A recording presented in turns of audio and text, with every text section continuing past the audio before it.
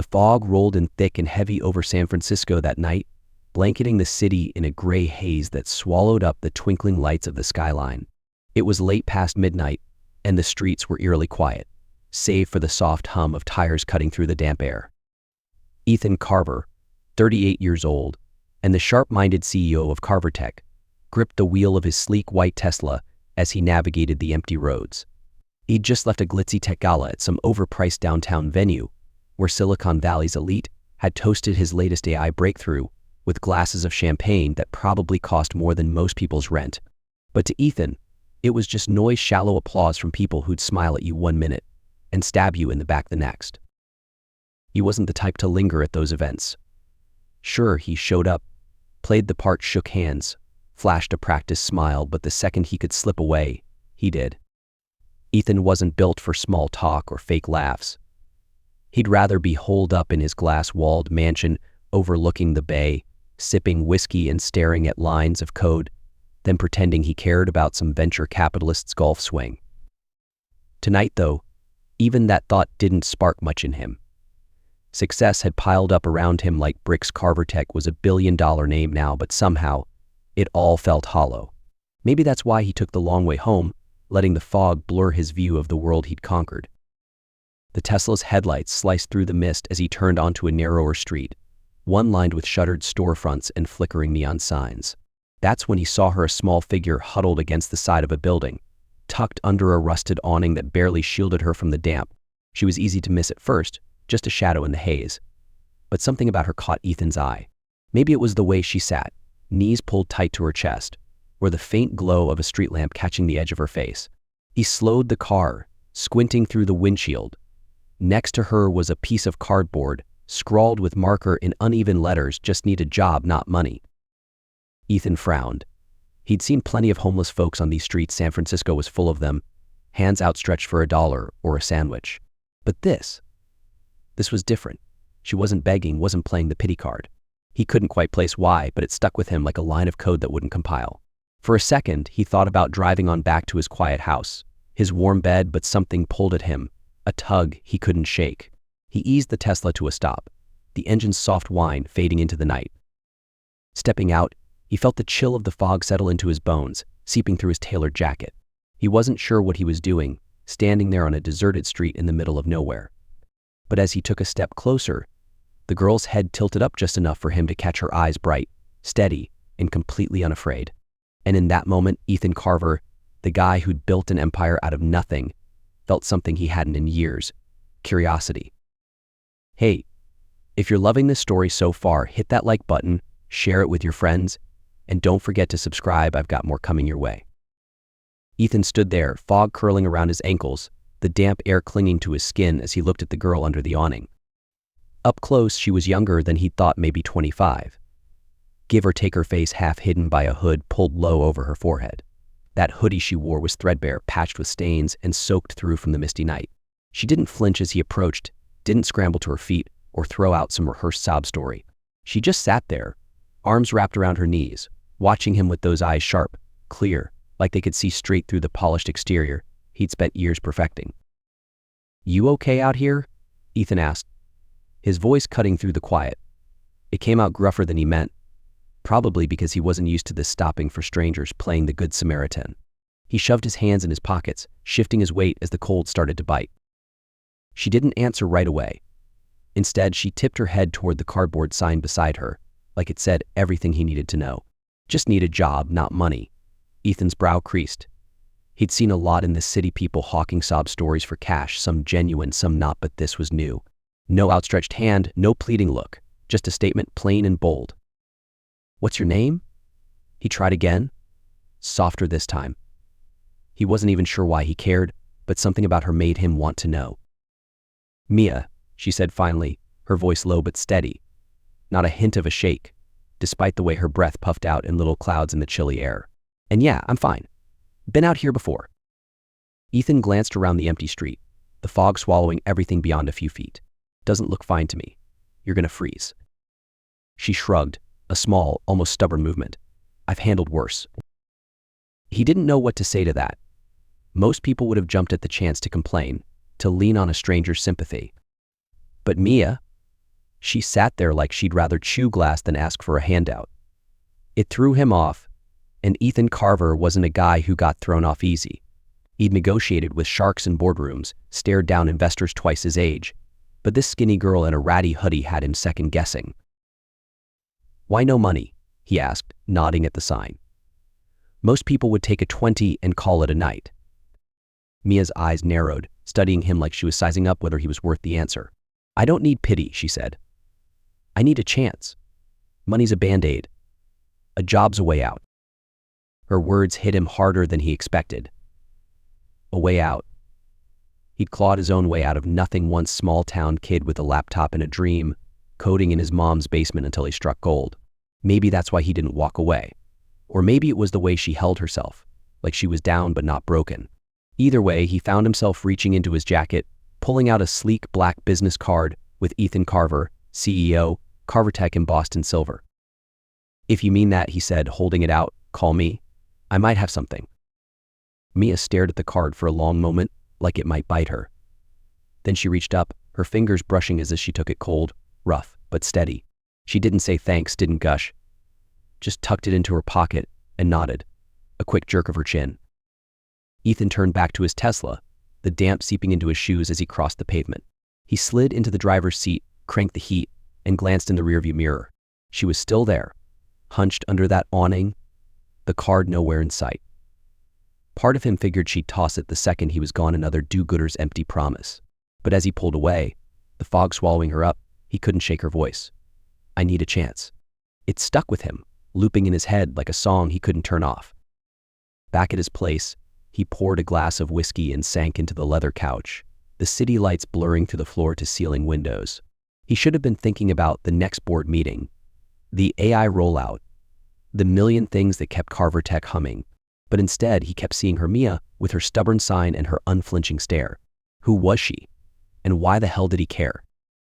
He didn't know it yet, but that little stop in the fog was about to flip his whole world upside down. So what do you think, crazy start, right? Stick around, because this story's just getting good. Hit that subscribe button if you don't want to miss what's next. 2 days later, Ethan was buried in his office at Carvertech's sleek headquarters, a glass and steel tower that screamed money and ambition. He was halfway through a stack of reports, the kind of dry data that could put anyone to sleep, when his assistant, Claire, buzzed through the intercom. "Mr. Carver, there's someone here to see you. Says her name's Mia. No last name, no appointment.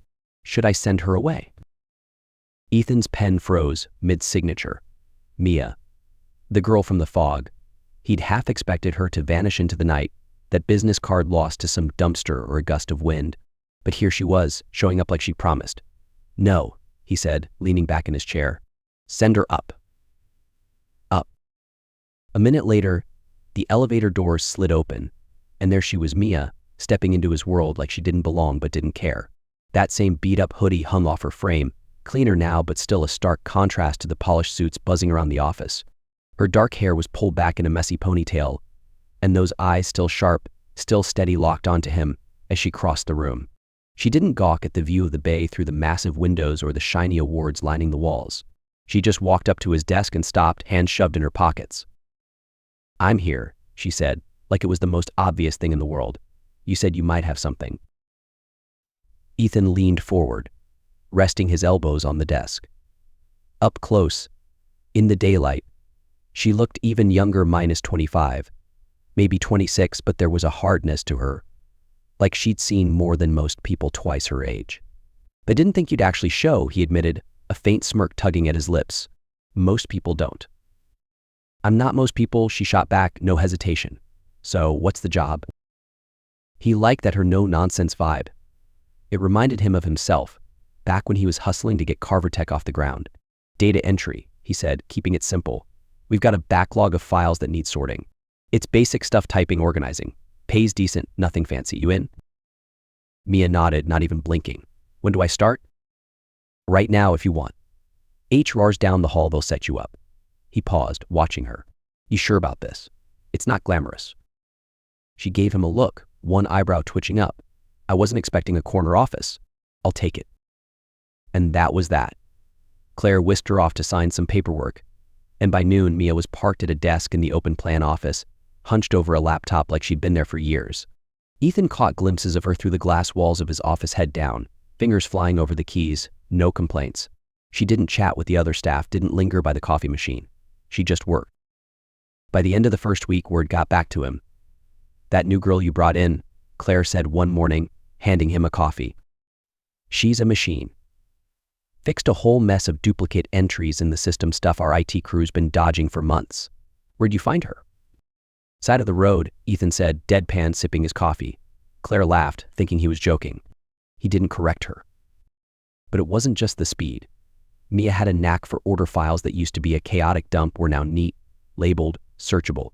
She'd even flagged a couple of errors in the payroll logs, little glitches that could have cost the company thousands if they'd slipped through. Ethan started paying attention. Data entry was grunt work, sure, but this was something else. She wasn't just punching keys, she was thinking, spotting patterns, solving problems. One afternoon, he swung by her desk, leaning against the edge of the cubicle. "You're good at this," he said, keeping his tone casual. "Better than good. Where'd you learn to handle data like that?" Mia didn't look up from the screen, her fingers still tapping away. "Around," she said, vague as hell. "You pick things up when you need to." Ethan crossed his arms, not buying it. Nobody picks up that kind of skill on the street. "You've done this before." She stopped typing then, her hands hovering over the keyboard. For a second, he thought she might brush him off again, but she glanced up, meeting his gaze. "I've had jobs," she said, her voice flat. "Not anymore." There was a wall there, one she wasn't ready to let down. Ethan could feel it, something big, something she was holding back. But he didn't push. "Not yet."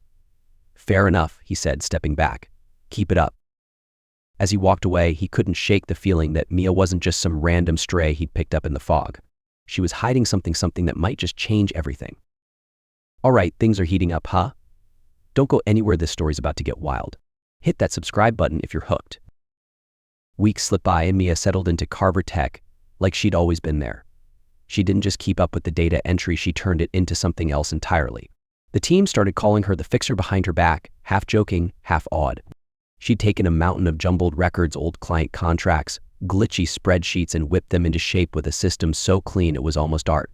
Ethan watched from his office, pretending to skim emails while stealing glances at her through the glass. She was still in that same damn hoodie, but now it felt less like a shield and more like a badge, proof she didn't need to play dress up to prove her worth. One Friday, he caught her in the break room, pouring herself a cup of the cheap office coffee that tasted like burnt rubber. She was alone, leaning against the counter, staring into the black liquid like it held some kind of answer. Ethan grabbed a mug for himself, mostly as an excuse, and sidled up beside her. "You ever try the good stuff?" he asked, nodding at the machine. "We've got a stash of artisanal beans in the exec lounge. Beats this tar any day." Mia smirked, just a flicker at the corner of her mouth. "I'm used to tar. Keeps me awake." He chuckled, pouring his own cup. "You're not wrong. So, how's it going out there? You're making my IT guys look bad." "They'll live," she said, taking a sip. "It's not hard if you pay attention." There it was again, that quiet confidence, the kind that didn't need to shout. Ethan set his mug down, leaning against the counter to face her. "Come on, Mia. You're not just some random temp. Nobody organizes data like that or catches payroll screw-ups without training. Where'd you learn it?" She froze for a beat, her fingers tightening around the paper cup. Then she shrugged, like it was nothing. "I told you. I've had jobs." "Yeah, you said that," Ethan pressed, keeping his tone light but firm. "But jobs don't teach you to think like that. You're too good.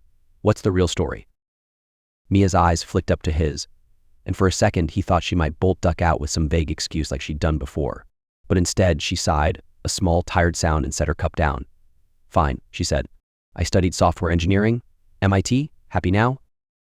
Ethan blinked, caught off guard. "MIT. As in the MIT. You're kidding." "What do I look like I'm kidding?" She shot back, crossing her arms. Her voice had an edge now, sharp enough to cut through the casual vibe they'd been building. "No," he admitted, still processing. "But MIT too? This," he gestured vaguely at her hoodie, break room, the whole damn situation. "What happened?" Her jaw tightened, and she looked away, out the window at the foggy skyline. "Life happened. I worked in tech for a while, big company, big projects.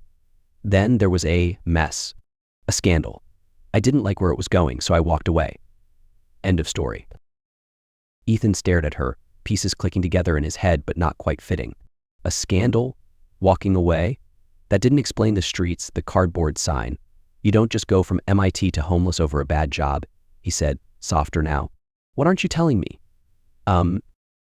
Mia's gaze snapped back to him, hard and guarded. I don't owe you my life story, Ethan. You asked. I answered. Let's leave it there. He held up his hands, backing off. All right, fair enough. I'm not prying. Just surprised, that's all. She nodded, picking up her coffee again, but the air between them had shifted thicker, heavier. Ethan could feel the weight of whatever she wasn't saying, like a shadow lurking just out of sight. He didn't push, though. Not yet. A few days later, he called her into his office. She walked in, same old hoodie, same unflinching stare. What's up? She asked, standing in front of his desk like she was ready for a fight. You're wasting your talent on data entry, he said, cutting straight to it. I've got a new AI project, big one, crunching user patterns for the next rollout. I need someone sharp to analyze the data, not just file it. You in? Mia's eyes narrowed, searching his face. Why me? Because you're better than half the Ivy League grads I've got on payroll, he said, leaning back in his chair. And I don't say that lightly. You've got instincts, real ones. I need that. She didn't answer right away, just stood there, chewing it over. Finally, she nodded. Okay, but no special treatment. I earn it like everyone else. Ethan grinned, a real one this time. Wouldn't dream of it. From then on, Mia was in the thick of it, sitting in on late-night coding sessions, poring over datasets with the team, throwing out ideas that made even the senior engineers sit up straighter. Ethan watched her shine, and damn if it didn't feel good to see it. She wasn't just good, she was great, the kind of mind that could have run circles around him back in his startup days. But the more she revealed, the more questions piled up in his head. MIT, tech scandal, homeless. It didn't add up. One night, after the team had cleared out, Ethan lingered in the office, staring at the whiteboard where Mia had scribbled some algorithm tweak earlier. He pulled out his phone and texted an old college buddy who taught at MIT a few years back. Hey, ever hear of a student named Mia? Software engineering, maybe 5-6 years ago. Curious about something. He hit send, not expecting much, but when the reply came an hour later, his stomach dropped. Mia Hensley? Yeah, I remember her. Brilliant kid. Dropped off the map after some drama with her family's company. Why? Hensley. The name hit him like a punch. As in Hensley Corp, Carvertech's biggest rival, the ones who'd been nipping at his heels for years. Mia wasn't just some ex-techie with a rough past. She was the daughter of Richard Hensley, the guy who'd built an empire on cutthroat deals and shady moves. Ethan sat back, staring at the ceiling. What the hell had he stumbled into? All right, folks, did you see that coming? Things just got real juicy, huh? Don't miss what's next, subscribe, and let's keep this ride going. Ethan couldn't sleep that night. The text from his MIT bird burned a hole in his pocket, lighting up every corner of his brain with questions he couldn't shake. Mia Hensley, daughter of Richard Hensley. It wasn't just a coincidence, it was a bombshell. Hensley Corp wasn't just some random competitor. They were the thorn in Carvertech's side. The ones who tried to poach his engineers, undercut his deals, even leak rumors about his AI tech being buggy a couple years back. And now, here was Mia sitting in his office, crunching his data, sipping his lousy coffee like she didn't have a past that could choke a horse. He paced his living room, the bay lights glinting off the water outside his windows. Part of him wanted to laugh at the absurdity, picking up a rival's kid off the street like some tech world fairy tale. But another part, the sharper part, was pissed. Was she playing him? Had she known who he was that night in the fog? He'd given her a job, a shot, and now he was wondering if she'd been laughing behind his back the whole time. By Monday, he couldn't take it anymore. Mia had been killing it on the AI project. Her latest report had pinpointed a user trend the team had missed, saving them weeks of rework.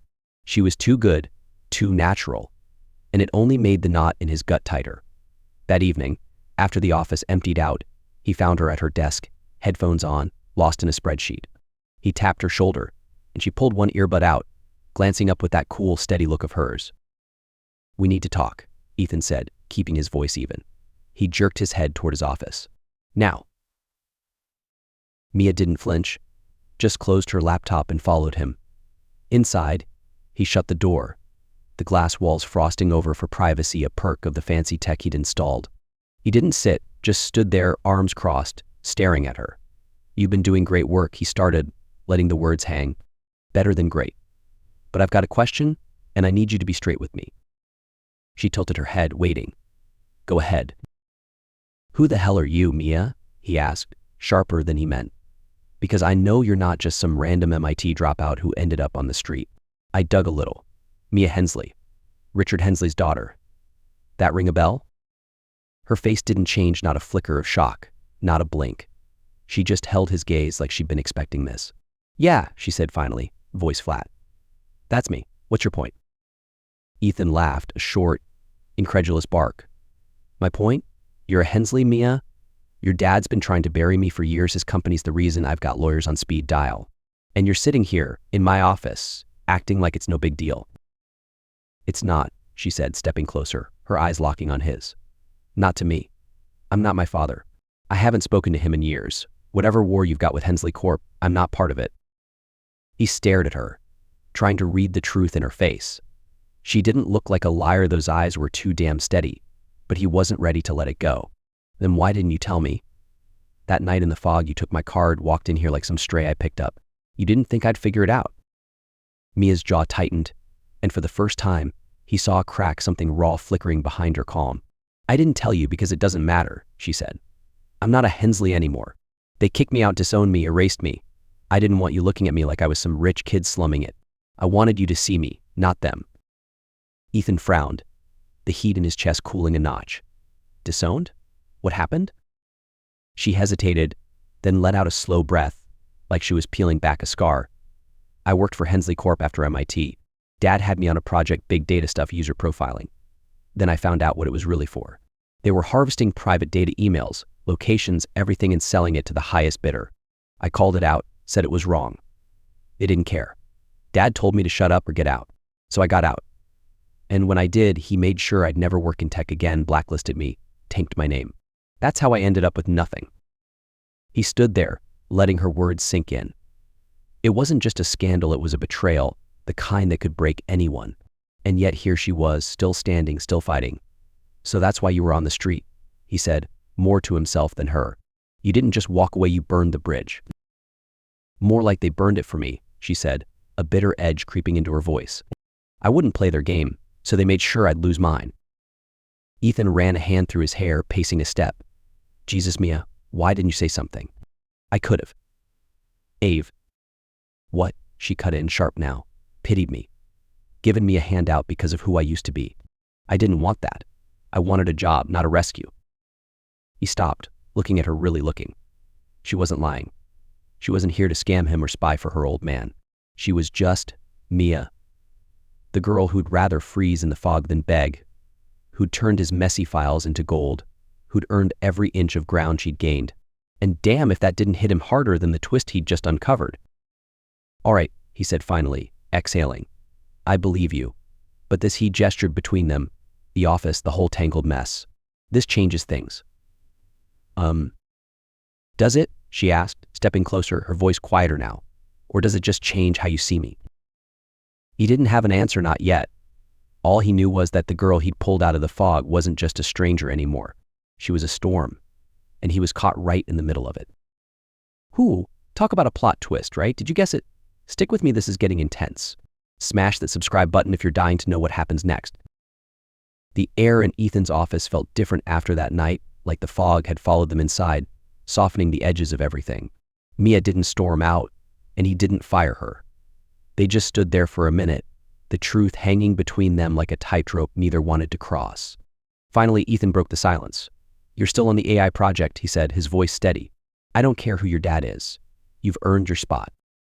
Mia nodded, a quick, tight motion. Good. That's all I want.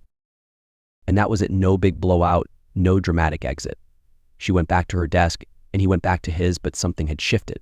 Ethan couldn't look at her the same way anymore, not because she was a Hensley, but because she'd survived something he couldn't imagine. He'd built Carver Tech from scratch, sure, but he'd never had it all ripped away like that. She had, and she was still here, still swinging. It stuck with him. Over the next few weeks, they fell into a rhythm.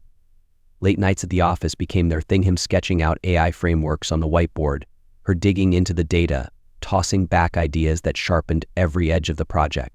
She wasn't just good, she was electric, the kind of mind that lit up a room without trying. Ethan caught himself watching her more than he should, how she'd chew her lip when she was deep in thought, how her rare smiles felt like a reward he hadn't earned. He told himself it was professional respect, but that was a lie, and he knew it. One night they were alone again, the office quiet except for the hum of the servers. Mia was sprawled on a couch in the break room, laptop balanced on her knees, while Ethan leaned against the wall, nursing a beer he'd grabbed from the fridge. "You ever think about what's next?" he asked, out of nowhere. "After this project?" She glanced up, surprised. "Next? I don't know. Haven't thought that far. You?" He shrugged, taking a sip. "Same old build something, sell it, repeat. But lately I don't know. Feels like there's got to be more than just profit." Mia set her laptop aside, sitting up. "Like what?" "Like doing something that matters," he said, the words spilling out before he could stop them. "Not just for shareholders, for people. Real people." She studied him, her head tilted. "Didn't peg you for the save the world type, Carver." "I'm not," he said, grinning a little. "But you've got me thinking. You said you walked away from Hensley Corp because of what they were doing, screwing people over with data. What if we flip that? Use tech to help instead?" Mia's eyes narrowed, but not in a bad way, more like she was turning it over in her head. "Help how?" "People like you," he said, stepping closer. "The ones who get knocked down, blacklisted, whatever. What if we built something, an AI platform, maybe that trains them up, finds them jobs, gives them a way back?" She didn't say anything for a second, just stared at him like she was trying to figure out if he was serious. Then she nodded, slow and deliberate. "I'd be in, but it's got to be real, no PR stunt. People can smell bullshit a mile away." "Deal," he said, holding out his beer. She grabbed a water bottle from the table and clinked it against his, a small, real smile breaking through. It hit him then how much he liked seeing that smile, how much he liked her. Not the Hensley name, not the MIT degree, just Mia, raw and unfiltered. From there, it wasn't just work anymore. They started sketching out the platform together, nights bleeding into mornings, takeout boxes piling up, laughs sneaking in between the serious stuff. Ethan found himself opening up, telling her about his small-town days, the fights with his dad over chasing tech instead of a real job. Mia didn't share much, but when she did, it was gold. Stories about coding marathons at MIT, the rush of her first big project. The wall she'd kept up started crumbling, brick by brick, and Ethan was right there, catching every piece. One evening, as they walked out to the parking lot, the fog rolling in again, he stopped her by his car. "Hey," he said, his voice quieter than usual. "I'm glad you showed up that day. At the office, I mean." Mia looked at him, the streetlight catching her eyes.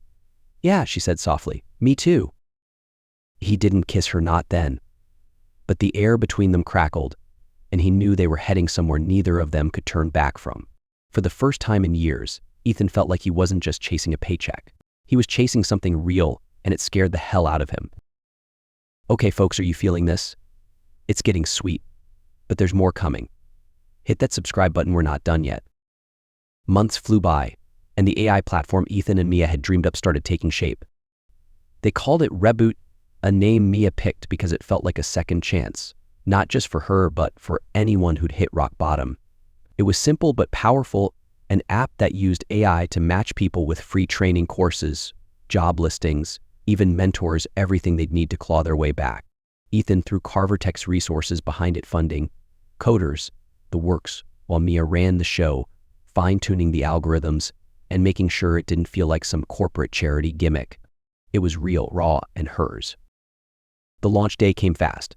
They booked a venue in downtown San Francisco, a slick event space with glass walls and a view of the bay, and invited everyone who mattered, tech journalists, investors, even a few nonprofits who'd signed on to spread the word.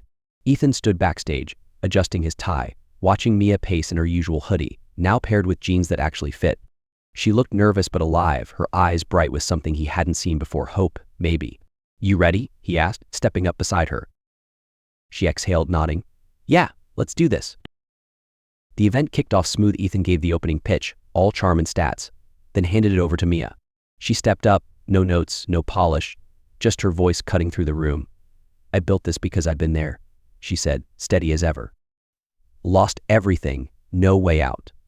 Reboots for the people who don't have a safety net, because I didn't. And I made it anyway."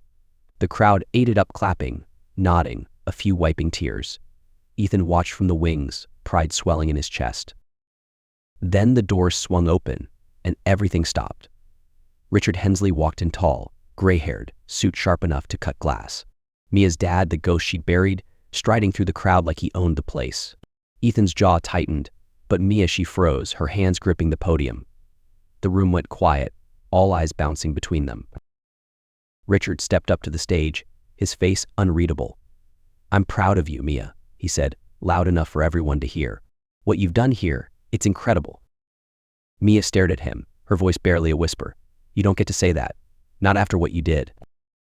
He flinched, just a flicker, but kept going. "I was wrong," he said, softer now. "I let greed blind me, pushed you out when I should have listened. I can't fix it, but I'm here. I want to try." The air felt thick, electric. Ethan moved closer, ready to step in if she needed him, but Mia held her ground. "You abandoned me," she said, her voice cracking but strong. "I built this without you, without any of you." She glanced at the crowd, then back at him. "I don't know if I can forgive you, but I'll think about it." Richard nodded, stepping back, and for the first time, Ethan saw the old man look small. The tension broke, and the room erupted applause, murmurs, a few camera flashes. Mia finished her speech, shaky but fierce, and the event rolled on. Reboot was a hit by the next day, downloads were spiking, and the press was calling it a game changer. Later, as the crowd thinned, Ethan found Mia on the balcony, staring out at the fog-draped city. He slid beside her, their shoulders brushing. "You okay?" he asked.